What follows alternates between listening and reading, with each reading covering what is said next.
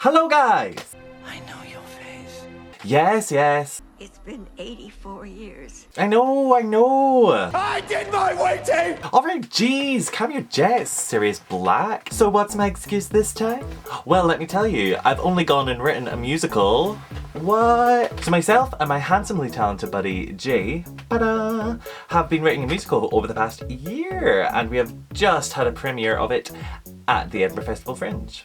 And it's called A Gentleman's Game. Now, it's a completely original story, which is kind of hard to come by nowadays, inspired by the Gothic horrors around the turn of the 19th, 20th century. So A Gentleman's Game is about a man who has just inherited his father's estate and is struggling to cope with the weight of his legacy and the responsibilities that come with it. So he's much more interested in attending something like a Puccini opera as opposed to, you know, like a board meeting about shipping costs. I mean, preach, right? But because of this, the money is rapidly dwindling and he has to come up with some sort of plan to remedy that stat. So he finds this gal, Bing, Rose, who is, well, rich, and he feels that if he could secure a proposal with her, then all will be well. But she is a strong, independent woman, as she should be, with her own dreams, and she isn't just gonna give up her hand without a fight. So she starts digging around in his past, because, well, he isn't giving anything away.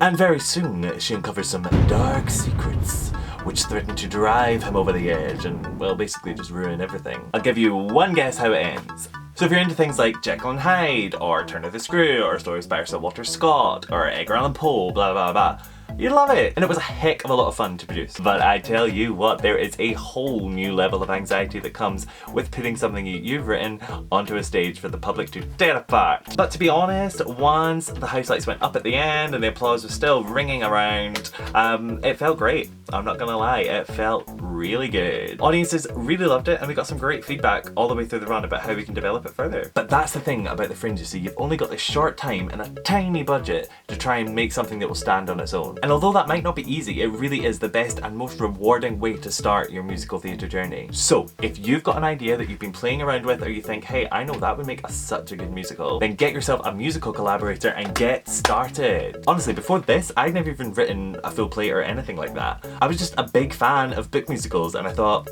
I can do that. Shout out to Mike in the chorus line. Anyone? No? Okay.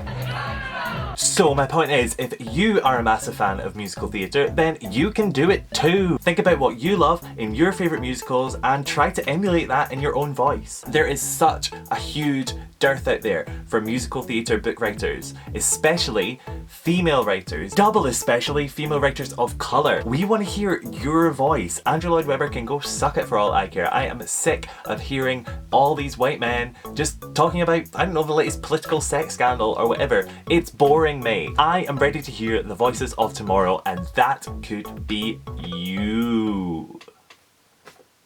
So put pen to paper, or in this day and age, I guess finger to MacBook, and get writing / typing. And I thought what I might do is give you like a couple of tips of what I found useful for when I got started. Number one, buy this book, How Musicals Work by Mr. Julian Wolford. Or better yet, get it from your local library. Support your local libraries, yay.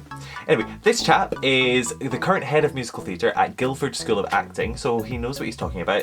And honestly, he's laid it out better than anyone I've ever read about, and believe me, I've read a lot, particularly about writing for the musical theatre format specifically. He can tend to stick to the monomyth formula a little bit too much, but hey, it worked for Star Wars, it worked for The Matrix, it worked for basically every Marvel Comic Universe movie, so hey, he has a point. Oh, and by the way, if one of you wants to actually write a Marvel musical, please be my guest, and then cast me as Deadpool, because that'd be really great. I mean, Ryan Reynolds is fab, but he's not me. Number two, buy this book, which is called Into the Woods by Mr. John York. Now, before you get too excited, it's got nothing to do with a baker and a witch. It's about the art of storytelling. Now, I'm not gonna lie, it's more aimed at screenwriters as opposed to stage plays, but I've never read a better book about stories. And what does every musical have at its heart? A good story, so good book. Number three, free write. Every single morning I wake up and I write 2 pages of A4 paper. Not about anything in particular, just an expunging of my thoughts and anything that I've been dwelling on or anything like that. Just get it all out on paper. It took me a really long time to get into this because it was pretty tedious at the start. But once you find your flow, it can actually be really useful and you end up getting some really nice ideas from your fresh morning brain. Exactly. Numero 4, find your nook. And by that, I mean find the space or area or place or whatever that gets your brain buzzing, that makes you feel good. What I found that I need are wide open spaces, lots of people, and the music of Michael Giacchino if I'm to have any level of productivity whatsoever. But totally play around with different cafes, museums, parks, libraries again, anything at all where you can set up your laptop or a piece of paper that may make you feel good. Get Celtx. Now for all of you scriptwriting experts out there with your Final Draft Pro or whatever it's called, yeah, that's all well and good, but some of us can't afford that, so Celtx is completely free. And I get it's not the best, but if you want some script editing software that will save you from having to adjust your margins and your paragraphing and your italics, do it all for you, then Celtx is fantastic. So get that. But disclaimer, just make sure that you save on the reg because it will crash at least once. Maybe a bit more, but it's fine. Number 6, and it's a bit wanky, but give yourself time. As serial cheater Jamie Willerstein taught us all, be like Shmuel. Stop your clocks and make that dress. I mean, okay, 40 odd years might be a bit much, but it's important to take time for yourself, for you, for your heart, and your soul. Blah, whatever. So what I like to do is once a week I reserve 3 hours, just 1, 2, 3, 3 hours, that's it.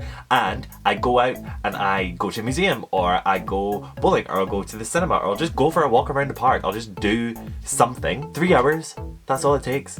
Just me and me. Yes, I am Britney Spears.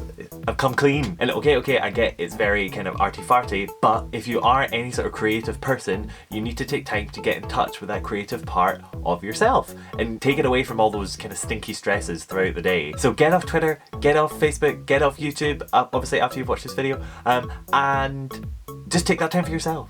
You and you.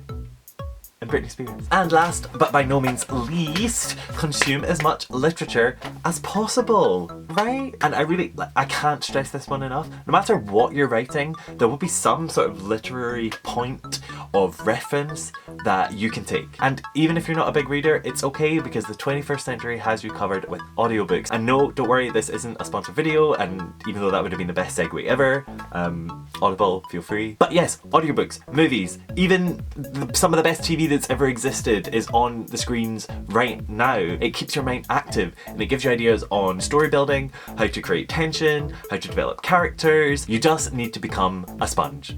Go. Now you people out there who have taken creative writing majors, please don't judge. As a disclaimer, I am by no means a award-winning author. But these 7 things worked perfectly well for me, and I honestly couldn't have written the show without them. So I imagine that they would probably work for someone out there. The main thing is just keep going. You will fall into pits of utter despair where you will be like, this is the worst thing that anyone has ever created, but that's okay. Because it's not, it's great. And you just need to push on till curtain up on opening night to realise that exact same fact. So get on it.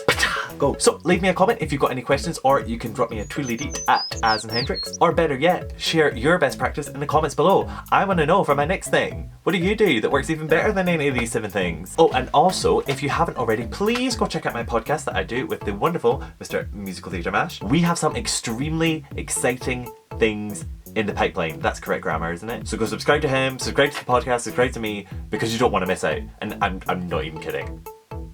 Anyway, that's all from me, so I shall catch you later, Bill and Ted. Bye. But how about that word, amateur? It sends chills up the spine and casts images of highly embarrassing and awkward milky whites. Really, really poor.